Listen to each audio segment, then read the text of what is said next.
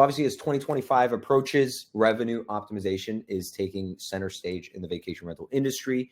So we're having this live expert panel to talk about today's market, discuss some new tools and strategies to take things into the next year and to make 2025 successful. My name is Francois. I'm the co-founder and CEO of Enso Connect, a guest experience platform for vacation rental operators. Our mission is simple: digitize and monetize the guest experience at scale. And I'd like to introduce Caitlin from Beyond. Thanks for having me, Francois. Hi, everyone. I'm Caitlin. I'm the VP of Marketing over at Beyond. If you're not familiar with Beyond, we pioneered the dynamic pricing space here for short-term rentals. And since that started in 2013, we've actually grown into a full stack revenue management system. So supporting any insights, automations, basically any way you can think of to optimize your revenue, whether that's pricing, improving conversions on your direct booking website, or getting more data about what's happening in your market. Let's talk about some of the challenges. Why are we talking about revenue, Caitlin? What's your thoughts there? Yeah, so it's funny. My background actually is I come from more of the enterprise tech space, not the short-term rental space, but I've always actually worked at companies that utilize predictive revenue technologies, whether it was for marketing operations or now the short-term rental space. And so I think when it comes down to it, revenue is what drives every business, right? It doesn't matter whether you're in it in the short-term rental space. If you're just trying to cover your mortgage and have a vacation rental home you can use yourself, or it's a full-time business that you're running as a professional property manager, revenue is what powers it. So ultimately, revenue can mean a lot of different things to a lot of different people, but thinking about what that motivation is and how you can accelerate revenue for yourself is just so critical, especially over the past couple of years, the way this industry has continued to evolve and, in all honesty, be a bit volatile because of the macroeconomic climate that we're all dealing with here. What some of the challenges that you pointed out more specifically, because I feel like this year, especially compared to the past 2-3 years where it was all-time high, post-COVID, everyone's becoming a vacation rental manager one way or another. What do we see? Yeah. There's definitely some challenges, but I think within all of this, there are opportunities as well. Is looking at the positive spin on this. But I think everyone's feeling the pinch of market saturation and competition. This data is actually from a consumer study that Beyond did this summer. 80% of guests are willing to pay for top quality amenities and a better location. So that means guests are digging in to figure out exactly what they want and making sure that they're going to pay for a great experience. Some of the other stuff we're seeing is around guests are searching early, but they're booking later. So the traditional booking windows that we used to experience in this industry have shrunk. For any of you on the call, you're not crazy. It's actually happening. We're seeing it across every single market. It depends market to market how bad that has shrunk, but it is definitely changing here. And within all of that, booking lead times are down and guest expectations are higher. And this is definitely causing a pinch on every host and property manager that I've been speaking with. For sure. Ultimately, running a vacation rental business, I think, is tough after these past couple of years where you only have 30 days in the month that you can rent out your property. And you've got all these people who are jumping in and also renting out their properties. You've got competition from hotels that are picking back up. You've got competition from vacation rental, new hosts, co-hosts, all of these different players that are popping in. And there's all these different levers around revenue. Regulations, minimums within 30 days that you can book is so critical for people to understand about their market. We have a longtime customer of Beyond's that's on the Oregon coast, and there's a limit to how many bookings he can take in any listing in any 30-day period. So he plays around with length of stay to really make sure that he's maximizing what he can get, what the operational costs are. If he takes a bunch of 2 days, that's a huge cleaning cost. Whereas if he can make sure that he gets at least 1 7-day stretch and then a couple 2-day bookings, he can actually optimize that way. So there's a lot of different ways people need to think about what regulations mean and then how to actually use them to their advantage. 100%. That's a great example, actually, of optimizing these different types of lengths of stays. Not thinking of revenue management or dynamic pricing just as maximize the revenue I make in one single night, but thinking about these different strategies to the table. Exactly. Even guest expectations on the previous one around pet friendly. I was actually speaking with a revenue manager at a conference a couple of weeks back, and they actually just made everything pet friendly and increased the cleaning fee. And they saw a huge spike in bookings. People want to bring their pets to a lot of different vacation places. And so, yes, it can be more complicated, but if you can pull it off with an owner, it's a huge win. So 100%. There's definitely always an opportunity or to the challenge you're facing. It's like COVID, right? COVID happened. Everyone's kind of doomsday. It's the end of the world. It's the end of the industry. And then actually many people saw it as an opportunity and built something awesome out of it. So fully agree. And I'll add to that pet component. Other than just pet friendly properties, having an increase in reservations and so on. There's also strategies to increase revenue. People will pay a pet fee and understand what that pet fee entails if you explain it properly as an add-on fee for cleaning and mess and so on. We have a customer, they have about listings, they make 10 grand a month just on pet fees. They get a lot of short bookings. All of them bring pets to these bookings, but there's a lot of revenue to be made on providing the right amenities and so on. So I'm talking a bit more about these opportunities. I'm big on upsells. I keep seeing the data there. No one truly believes it until they start making one, they turn it on one listing and they make a bit of revenue. They're like, wait, $150 extra per month per property. That suddenly changes the game for that property management business. But other areas have you seen in terms of opportunities for the challenges we identified? Yeah, absolutely. I think one of the other ones is thinking about like how you can find efficiencies and time savings, because like you do need to be more strategic. The data-driven decision making is such a key one. You need to understand what's going on in your market. You can't just rely on historical pacing or what you booked for the July weekend for last year and just like set it and forget it for this year. So I think really some of the huge opportunities are just getting the right level of data to actually understand what's happening. So with marketing distribution, as an example, if you understand what your guests are searching for, if you understand where they're coming from, what they want to find from your listings, you can get hyper targeted in how you're marketing and like targeting folks, how you're thinking about your distribution strategy and all of that. It may seem just like table stakes, but that's actually a huge revenue driver if you really like narrow in and hit it right, basically. 100%. And I like in the bullet point list that we have here, marketing and distribution direct. Some people forget about the whole direct booking strategy behind it. There's a huge component of revenue that can be optimized there if you're running. It's hard. Don't get me website. You got to get people traffic and all sorts of things. It's a huge lever for people. And we see too, there's some markets like the Orlando market in general. I saw a few folks from Orlando when everyone was telling us where they're at. Most of our customers in Orlando see 75% or more of their bookings come from Airbnb, Vrbo, et cetera, because it's such a massive guest destination. People don't know, people aren't always going there as a repeat guest. Whereas some other markets, it's actually completely flipped and it's 70 to 80% are direct bookings because it's more of a long-term traditional vacation rental market. People are coming every summer with their families. It goes from grandparents to parents to kids and the cycle starts over. So if you are in a market where there's a lot of direct booking traffic, you're talking about no more fees towards the OTAs on those. You can start to think about different types of tech on your site to optimize all the e-commerce experiences that we all experience as consumers. Get that on your site, make your bookings mobile friendly. I just saw a stat that Airbnb 58% of bookings come in through mobile now. So if you're not mobile ready on your direct booking website, you got to step up. There's definitely a lot of competition on that. 100%. And so many property managers I've seen their websites on mobile is not optimized for mobile. Could not agree more. This is one of the items behind Airbnb's success is getting on mobile, making it easy, making it user-friendly, and so on. Fully agree. Let's look at some trends and innovations in short-term rental management. Looking into the new year, what do you think some of those trends and innovations are going to look like?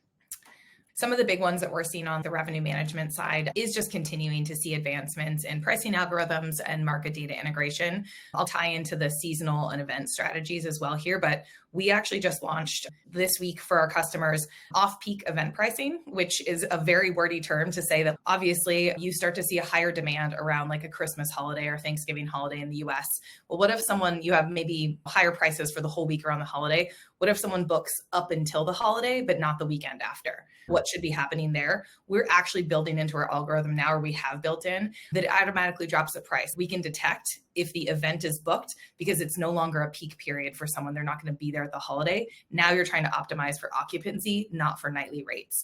And so that aspect of like being more efficient, making sure that the data that you're using in any tech system, obviously I'm going to promote Beyond, but like I'm a full believer that good data is the backbone of any system you're using to optimize your revenue. You really need to understand where the data is coming from, how fresh it is, how clean they make it. That's really, really critical. And the other thing too is just the idea of being competitive. This market is shifting. COVID had a huge impact in the US. We saw this huge rebound and then a pretty dramatic reset over the last 18 months.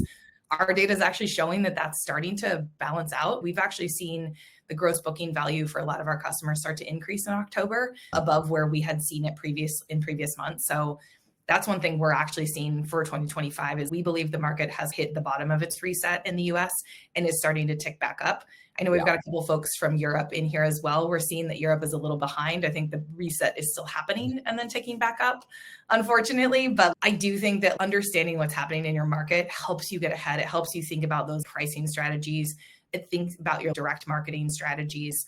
And above all, we're here to talk about AI. Find the AI tools that help you. I've been chatting a lot with folks about AI over the past couple months here as we've seen more and more of it move into the short-term rental space. But AI doesn't have to be scary. We're not saying go hire a data scientist for your company. We're saying there are tools out there where you are able to use them. Beyond has used AI capabilities and technology within our pricing algorithm from the beginning. There's always been machine learning built in. And as AI solutions advanced, so did our algorithm. We just launched a solution where you can use AI to read charts and then give it straight to your owners to just create an efficiency of how you're doing owner communications.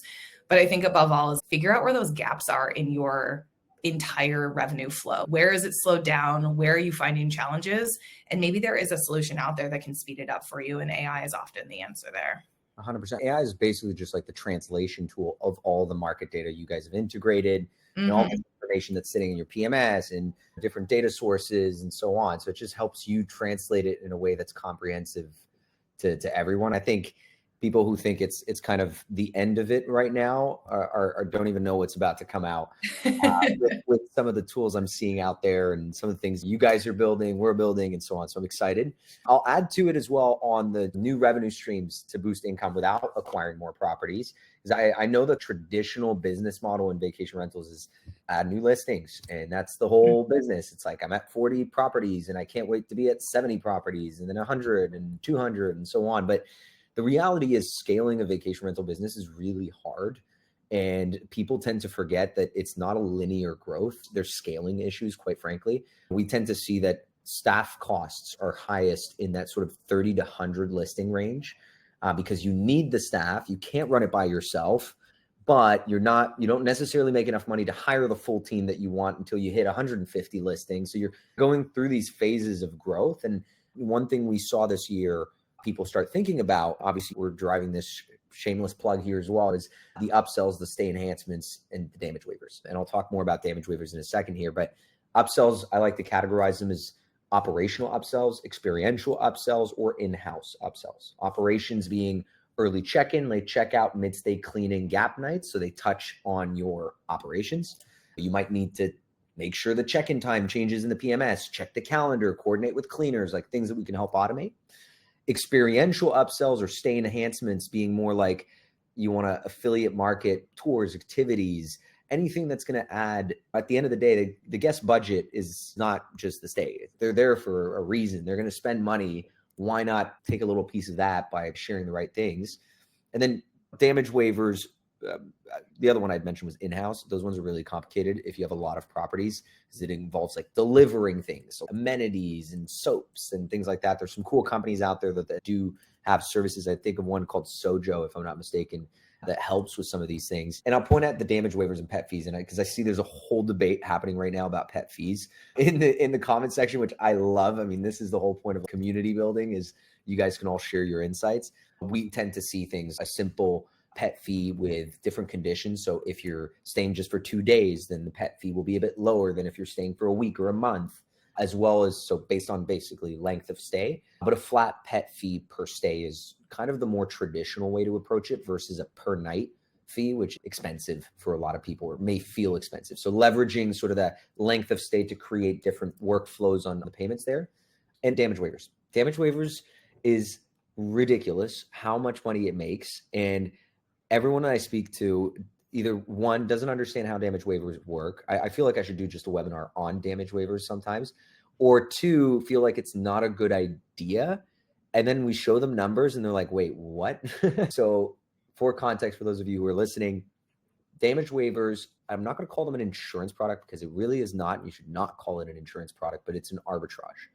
You're charging, or you're giving the guest the choice between paying a one-time fee or a safety deposit and letting them choose. And 60% of guests choose the damage waiver, the one-time fee. But in your agreements, you say that this damage waiver covers up to the amount of the safety deposit. So it's basically pay me $50 and don't worry if there's like small scratches, damages, or anything like that up to $250, or leave a safety deposit of $250.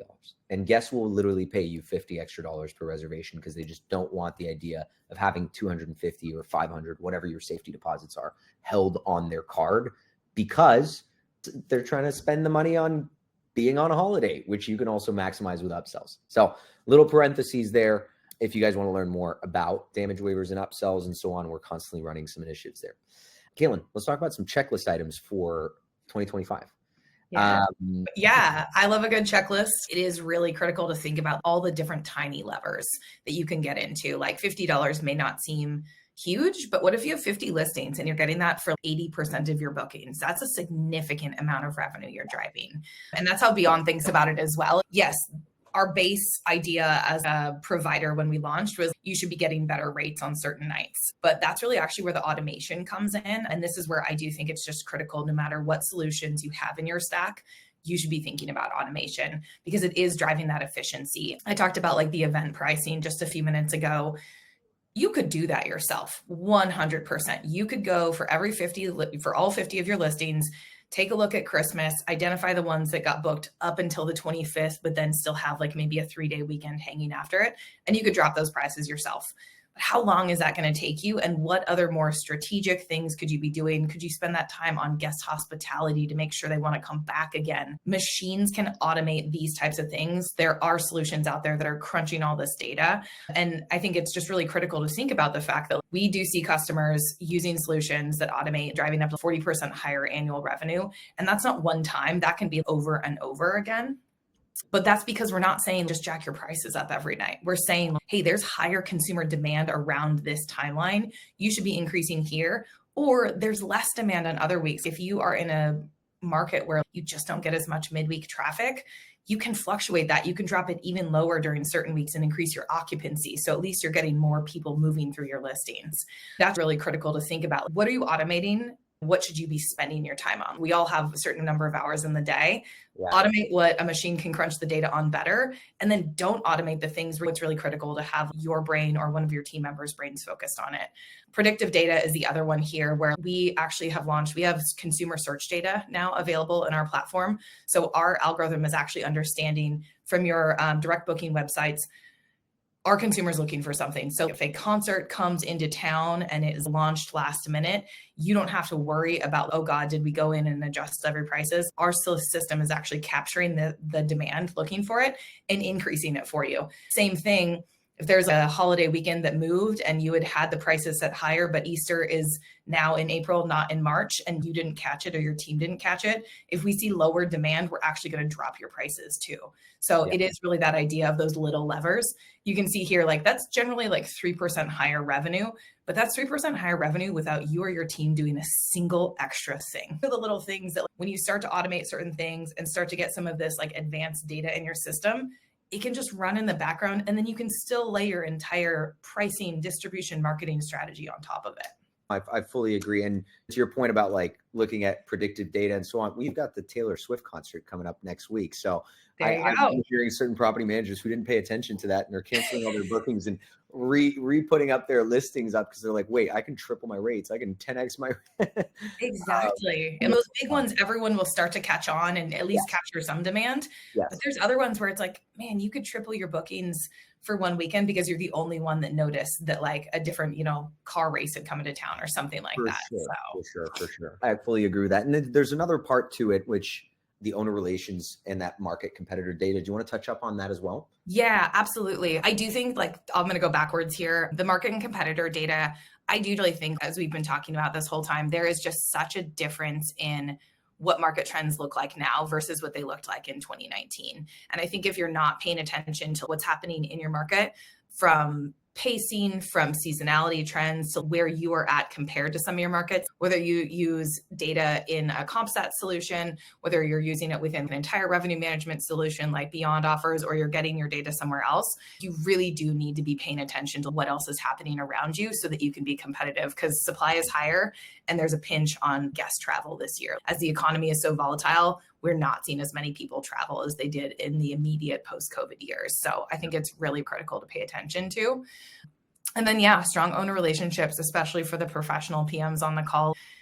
That's your base. That's where you're getting your money, is those owners' homes. And so really thinking about how do you optimize conversations and communications with them, and proactively telling them what they need to understand about the market. Because we do often see folks that are looking for things like, well, I got X amount in 2019, or in 2021, why am I not getting it this year? And so if you can get ahead of it and be proactive and, hey, here is exactly what you should be expecting, here's the data, it just simplifies those conversations for you and helps get your team, your owner team, understanding, oh, how should we be setting expectations on how much revenue they should make this year, so that there's not like an uncomfortable conversation at the end of the year. They know what is coming. And for us, yeah, like we did just launch a solution that's got AI in it to just continue to ease that. But no matter what, it's really critical to understand, do your owners understand the market as well as you do? And how can you make that efficient? For sure. And I think owners are going to be like the first ones to freak out, right? When as soon as something goes wrong, they didn't get the booking they expected. And I saw a comment there about beyond pricing driving 2,600 per night for Christmas this year. Up until now, we might have gotten 1,200. What if it was the opposite? What if it was for one reason that year, or you now set the expectation, I guess beyond pricing, set the expectation that they could double the Christmas bookings. But let's say there's a bad year, being proactive and ahead of time when it comes to market analysis and so on will help make sure these owners know what you're doing. And I see this always with owners, because they always think, oh, I can do this. They manage my property. I could do it. Why am I paying them all this money? I could do it.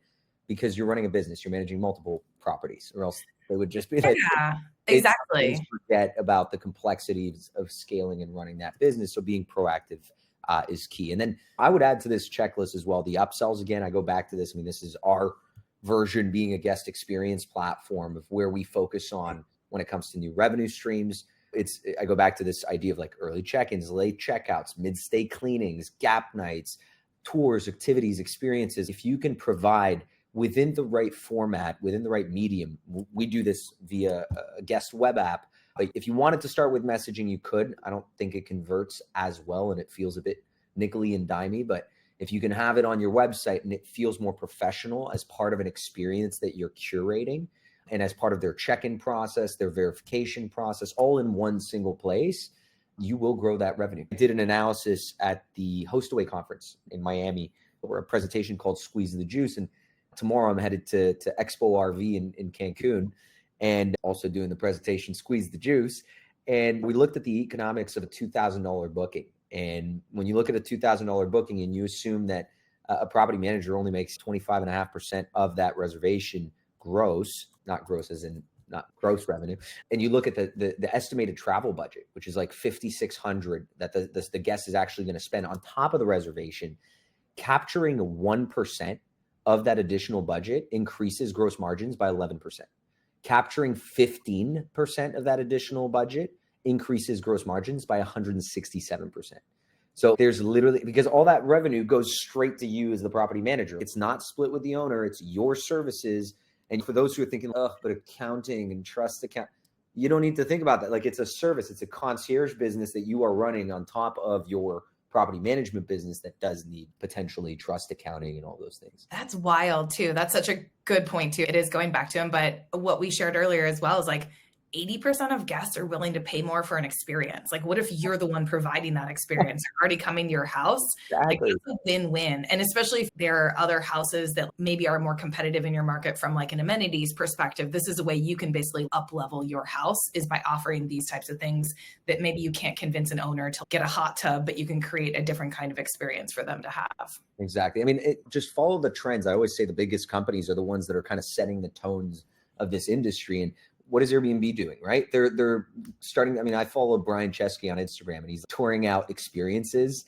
And I know that they're relaunching experiences. Like, this is part of what this industry is about, right? It's not just a bed to stay at, it's an experience to book. So that, and then going back to some of the things that you had mentioned about the importance of data, leveraging that data, not just in the booking section of things, but in the guest experience. So quick little tidbit on this. We have a messaging audit that I'm going to go ahead and share here on the next slide for anyone who wants to understand what types of questions they're getting from their actual messages. So what we do here is pretty cool. We connect your PMS account, and you can disconnect it after at any point. This is entirely free. We give you an audit based on all the past conversations that you've had with your guests to understand the types of questions you're getting, the types of requests people are asking for, and any sort of opportunities you might get from upsells. So if 15% of your guests always asks for an early check-in and you're always, I'll figure this out later, maybe there's something to be done here. And one really good example I used on a webinar earlier today is in Iceland, where if you know that your traveler is North American, they always land in the morning because all the US flights are overnight and land somewhere around 9, 10 a.m.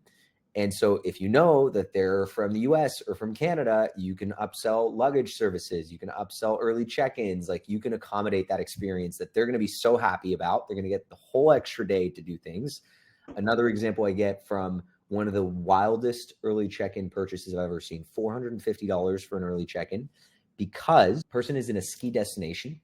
And if you can have that extra half day to ski, you will pay the $450. There's a lot of opportunities that you can uncover from your messages and so on. So quick little resource for people here.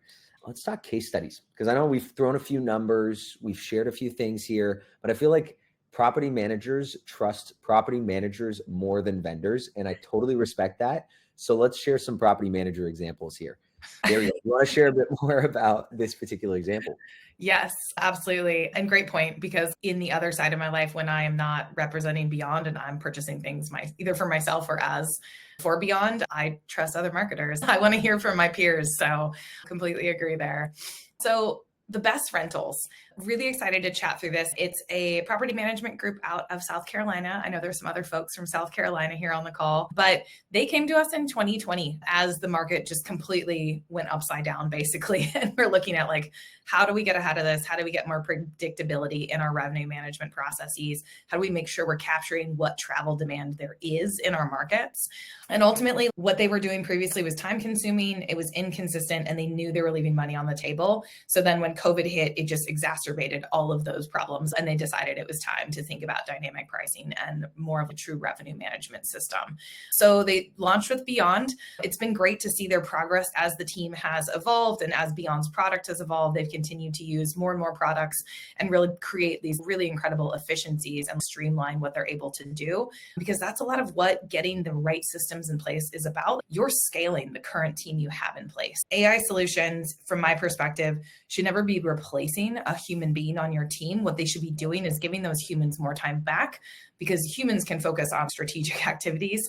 Then let whatever AI solutions you've got in place just automate all the manual stuff for you, the things that you have to do 15 times a day. Yeah.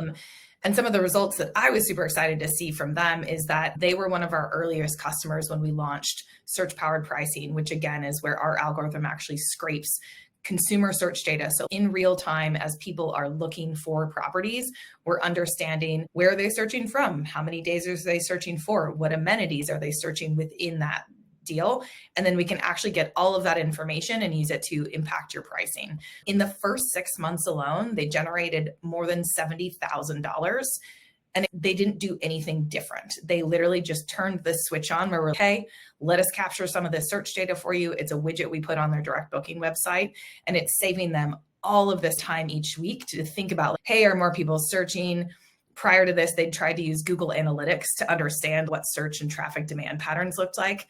For any of you who've used Google Analytics, that is a painful process. I have done that in my past life for other trends on my company websites, and it is not fun to do. It takes a lot of time and effort, and it's not always the most impactful type of data because it gets a bit messy. So for them, they were able to save that time and actually start making way more money through this. So this is a great example of all of this is driven by AI and machine learning within Beyond system. The Best Rentals team didn't have to learn anything new. They didn't have to understand what the algorithm was doing. We walked through what it would pull from, made sure that we were aligned with their strategy in terms of any guidance that we needed to put in there, and it was off and running.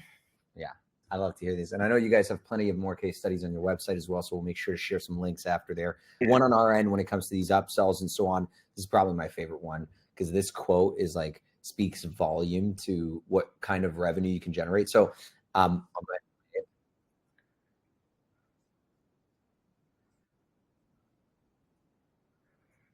Oh.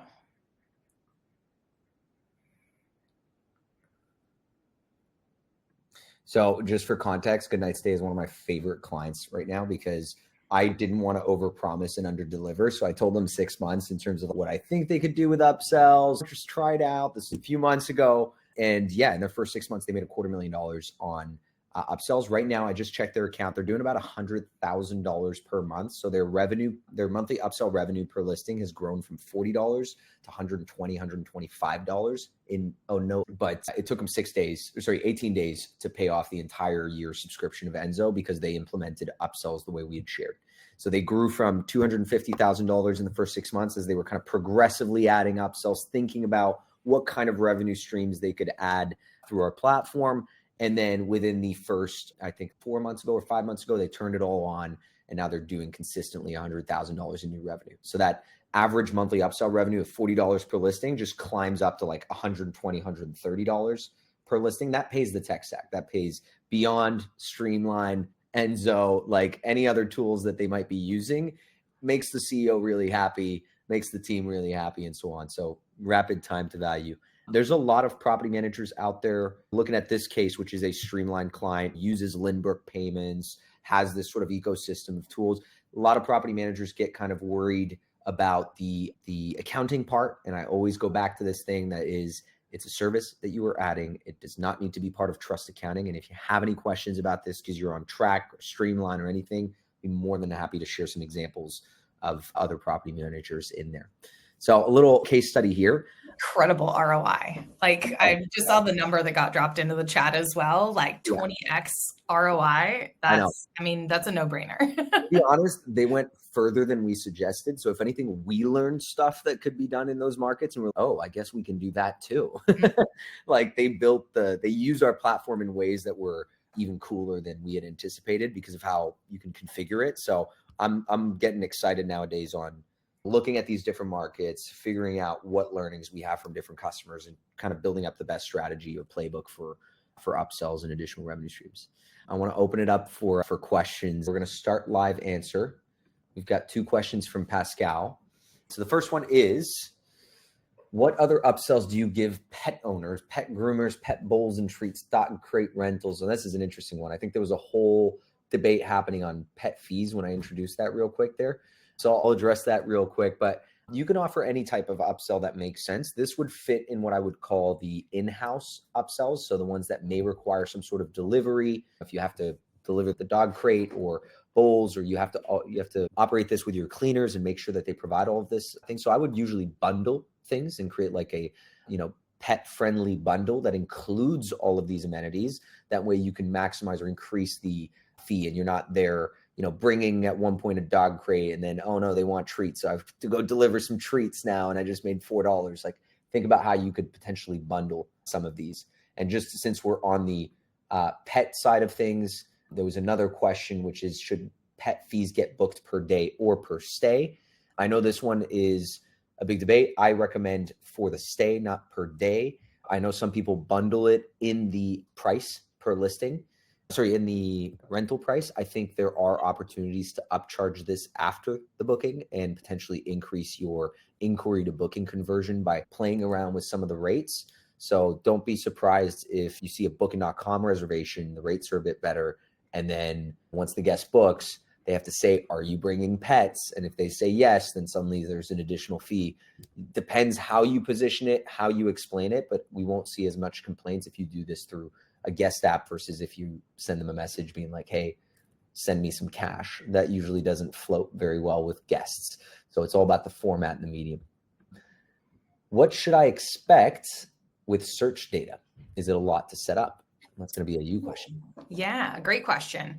It's not actually is the great news. So for us, what to expect with search data is that Beyond works with our customers to install a widget on their direct booking website so that we can capture that search data that then automatically gets fed back into the pricing algorithm. And then from there on, it's actually just a matter of within Beyond system, you can see it in your calendar. You can see which days are impacted by search powered pricing. The cool other side, so that part is a bit more automatic. There's a bit of time and effort on the setup side, depending on who your website provider is and what your internal systems look like. So our team has a bunch of experts. We'll work directly with you to get that done. And then from there, it's up and moving. And as you saw, then you're getting 2 to 3% extra revenue lift. We've actually even seen some customers start to get more who have a lot of website traffic. That's just then automated into the system.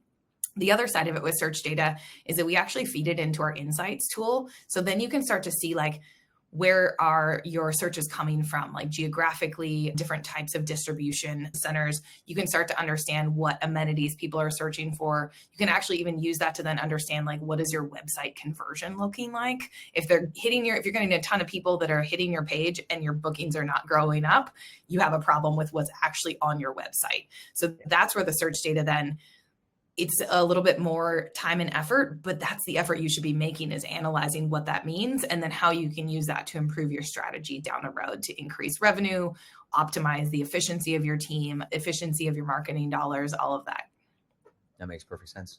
Next question we've got is, what is the difference between a damage waiver and a safety deposit? Is there an upside to one over the other?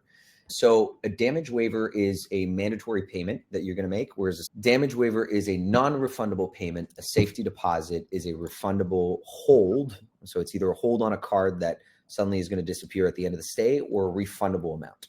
What we see is what you can do to basically protect your assets is collect this damage waiver, so a mandatory fee, and build a bit of a piggy bank for a rainy day. So if you were to collect an additional $50 for every single reservation, your damage waiver fee, and one day a guest goes in and trashes the place, you've collected all of these individual $50, and you can use that, $5,000 that you've saved up to fix up whatever needs to get fixed. Now, the first comment I always get with this is, okay, but if I offer $50 to a guest, they're going to go trash the place. That's the instant reaction we always get from customers. And I understand that, but it is an arbitrage game. So a safety deposit would say, here's a $250 hold on your card. And if something goes wrong, I'll take money out of that $250 hold. What we do at Enso is we provide optionality to the guest. We let them choose between that damage waiver or the safety deposit. And the way we position it, and you can change the pricing, you change the rules. You don't have to do this on every reservation. You can test it out like Goodnight Stay did at first and just on a couple listings and see, and then eventually they do it on all. But you can basically say the arbitrage is, I believe, 5 times less on the safety deposit versus the damage waiver. So if you're charging a $50 damage waiver, you're doing a $250 safety deposit. If you're doing a $100 damage waiver, you're doing a $500 safety deposit. 60% of guests will choose the damage waiver. And as long as 1 in 5 guests aren't trashing your place, which I hope is not the case, or else you have a different kind of problem that you need to figure out, then you're just making money. And hopefully, and again, it only covers damages under that safety deposit amount. So if they go out and do a $900 issue, you can still have your insurance kick in, you can still have air cover kick in, and so on. So it's just an additional revenue stream for the wear and tear of your properties, and a good source of revenue for a lot of property managers.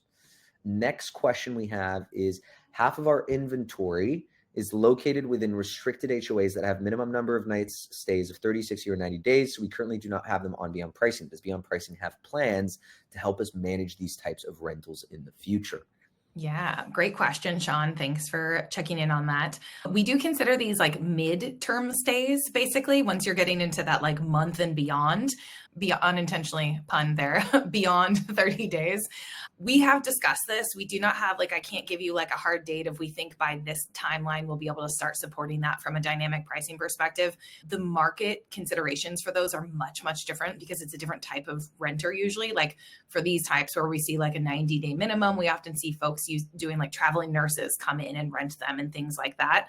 So it is something we've always been considering. We don't have like a hard date of when we'll be able to manage those on our platform, just because the entire platform at this point is built for more of those like short-term rentals that are true like vacation timelines.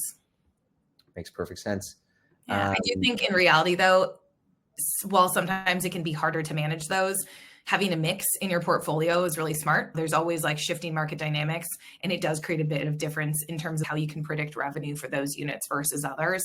So while I understand the pain of not being able to automate some of the same processes for those versus the inventory that doesn't have such harsh restrictions, there's probably definitely different ways that you can work with a revenue manager to understand like how do you build revenue off of all of them. That makes perfect sense. What about search data setup? I see Melissa is asking, how do we get that search data setup? Contact Beyond Pricing rep, question mark? I'm assuming that's the case. Yeah, it absolutely is. And actually, if you go to the next slide, we've got a QR code here. So if you'd like to get a demo with Beyond and ask them specifically about getting search data, you can do that. And so we'll make sure that this gets sent out in a follow-up as well. And then if you are already a Beyond user, contact your CSM or whoever your rep is at Beyond. There are minimums in terms of how many searches you need to have, but it's not crazy. You don't need to have 80% of your bookings on a direct site in order to qualify for this. But our revenue management team makes sure that whatever data we're using is statistically significant. So they do look at your search traffic before implementing anything. I love it. And you can be specific if you want to know like exactly about how search data would work with your system. Our reps can talk you through the entire process and make sure that you get all the information you need. That's awesome. So just to kind of wrap things up, I mean, do you guys have any exciting projects coming up with Beyond that you want to share about? We do. There's always good stuff on the roadmap. I will say is we did just launch Owner Insights earlier this quarter. So that was what I mentioned before, where we've got an AI component that helps you be crazy efficient and effective with your owner communications and relationships. And we're going to have some cool stuff on stage that we'll be announcing at DARM. So if you are going to be at DARM, the Battleground section will be a good one to join. Well, you guys know where to find Beyond Pricing. Obviously, if you want to learn more about Enso Connect, again, we're a guest experience platform for vacation rental operators connected to all the major PMSs that are out there. You can go to ensoconnect.com. You can book a demo. You can watch a demo. You can check out our pricing. We try to be as transparent about all of this as possible, and obviously try to drive as much revenue as possible, just like Beyond Pricing. So that's about it. I mean, contacts right here. Thanks so much for having me on. I'm super excited to be able to chat. Caitlin, it was a real pleasure to have you on. Thank you for making the time early morning out of California there. And for anyone who has any questions, feel free to send us an email. Both of our contact information is here, and we'll see you on the next webinar. Okay. Awesome. Thanks, Francois. Bye, Thank y'all. you so much. Bye.